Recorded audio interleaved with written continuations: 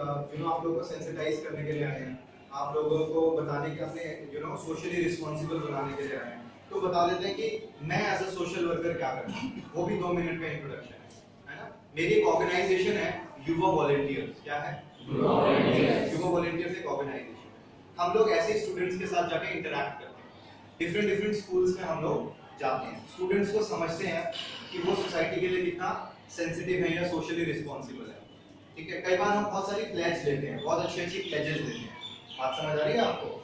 हम प्लेज लेते हैं एनवायरनमेंट के लिए, ठीक है, एनवायरनमेंट हमें सेव कर रहा है, ठीक है। हम प्लेज लेते हैं बोलो रिस्पेक्ट के लिए, उसके बारे में मैं बात करूंगा। हम बहुत सारी चीजों के लिए प्लेज लेते हैं, ठीक है, क्लीनलीनेस के लिए हम प्लेज लेते हैं, ठीक है, उसके सब के बारे में मैं बात करूंगा। तो ये युवा वॉलंटियर्स के बारे में हुआ। उस पॉइंट को थोड़ा सा और फर्दर इलैबोरेट करते हैं कि स्कूल अच्छा है बुरा है मेरा है, ठीक है। अभी मुझे लग रहा है कि थोड़ा सा टाइम लगेगा समझने में, मगर आप लोग प्लीज ट्रस्ट कीजिए कि हम लोग क्या फील कर रहे हैं आज के डेट, हम लोग क्या फील कर रहे हैं आज के डेट में।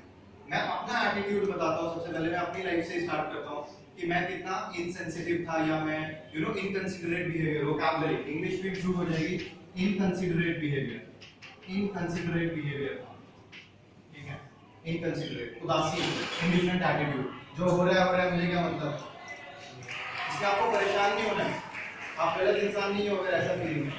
मुझे आज भी याद है when I was in 9th standard, तो न्यूज़पेपर्स आते थे स्कूल में, आजकल शायद नहीं आते हैं, उस टाइम पे आते थे, है ना, न्यूज़पेपर आते थे 2003-2002 में। तो वहाँ पे 9/11 की न्यूज़ आई। 9/11 we all know, yes no maybe, भाई जो यूएस में जो टेररिस्ट अटैक हुआ था, आपको पता है एक 9th क्लास का बच्चा, now we are 30 year old by the way, वो था हम लोग आपसे ऑलमोस्ट डबल एज, ठीक है, बट वो इम्पोर्टेंट नहीं है। एक 9th क्लास का बच्चा, हम लोग न्यूज़पेपर ना एक दूसरे को दिखा रहे हैं और हम हंस रहे हैं, कह रहे भाई तुझे पता है टेररिस्ट अटैक हो गया, टेररिस्ट अटैक हो गया, बंदे मर गए हैं, कुछ लोग मर गए हैं, 1-2 हज़ार लोग।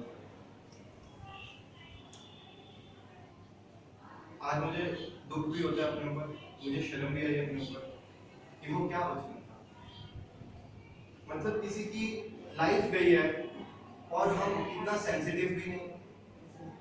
इस चीज को समझाने के लिए मैं हंस रहा था। अगर हो सकता है कि मैं नहीं हंस रहा होता ना, तो आज ये सब बातें आके नहीं कर रहा होता। अभी भी कुछ लोग हंस रहे होंगे, मुझे परवाह नहीं है, लेकिन मैं अपना तो ऑनेस्टली शेयर करूं आपसे एक्सपीरियंस। एक गौतम बुद्धा का बहुत अच्छी स्टोरी थी जो मैं अपने स्टूडेंट्स को लिटरेचर में पढ़ाता हूँ। एक लेडी के घर में डेथ हो गई, उसका बच्चा मर गया, ठीक है, बहुत दुख से उसको बहुत तकलीफ हुई, मतलब आप इमेजिन भी नहीं कर सकते हो कि जब डेथ होती है तो कितना दुख होता है, ठीक है। वो लेडी गौतम बुद्धा के पास आई, आप तो सबको हील करते हो, आप तो स्पिरिचुअल लीडर हो, आप तो मन की शांति देते हो, है ना, मेरे घर में ये जो मैं कुछ नहीं जानती हूँ, मैं कुछ चीज में बिलीव नहीं करती हूँ, मुझे बस ये जिंदा चाहिए, मुझे ये बस बच्चा जिंदा चाहिए और कुछ नहीं चाहिए, ठीक है। तो गौतम बुद्धा तो he was a very learned person, spiritual, उनको नॉलेज थी, एनलाइटेंड थे, कितना ज्ञान था।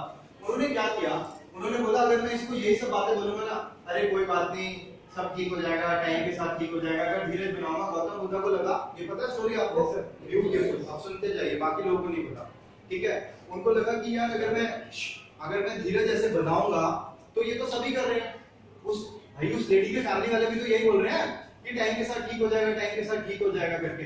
गौतम बुद्धा ने बोला, अगर आपको याद है तो उस स्टोरी में था कि सॉरी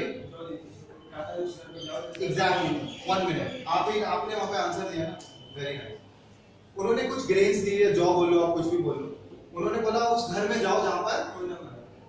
आज तक इस गांव में ये उस घर में देके आने आपको, है ना, जिस्ट इंपॉर्टेंट है, कहानी का जिस्ट इंपॉर्टेंट है, ये उस घर में लेके आने हैं जिस घर में आज, जिस फैमिली में आज तक कोई डेथ ना हुई।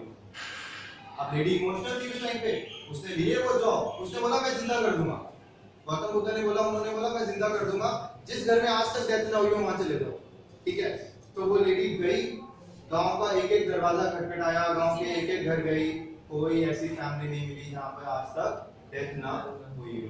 तो जिन लोगों को ये, हम बहुत छोटे हैं इन सब चीजों के बारे में बात कर रहे हैं, मगर सेंसिटिव होने के लिए हमें ये समझना पड़ेगा कि it's a reality, it's a fact. वहां पे फिर मुझे रियलाइज हुआ कि यार वो जो लोग मरे हैं वो किसी की फैमिली में से मरे हैं। कोई ऑफिस गया होगा बाय करके, अपने बच्चों को? Yes no maybe?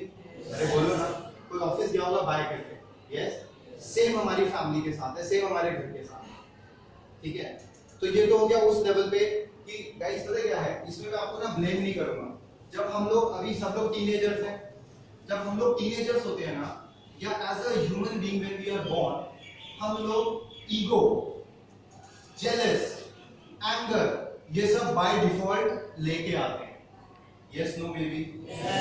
तभी तो हमें बोलते हैं ये बचपने वाली आदत क्या कर रहा है। अभी हम जैसे राकेश सर और मैं किसी को देखते हैं, हमने देखा एक गली में बहुत सारे इंस्टीट्यूट है, कोचिंग इंस्टीट्यूट है, तो कुछ टीनेजर्स आपकी तरह बैठे हुए थे ऐसे बाइक पे, ठीक है, स्टाइल वाइज सब, और वहां से एक फैमिली के साथ एक अंकल, ये बहुत रियलिटी बता रहा हूँ मैं आपको, कोई मेरे बुक में से नहीं पढ़ के आया हूँ, ये जो मेरे साथ हुआ है, जो राकेश सर के साथ हुआ है, वो हमने देखा कि गाड़ी में ना वो जा रहे हैं, तो वो ऐसे करके उनका मजाक, उन्होंने थोड़ा साइड मांगा होगा, उन्होंने हॉर्न ब्लो किया होगा, तो ऐसे मजाक उड़ा रहा है कि अबे 2 लाख की गाड़ी में जा रहे हो तो एटीट्यूड क्या है।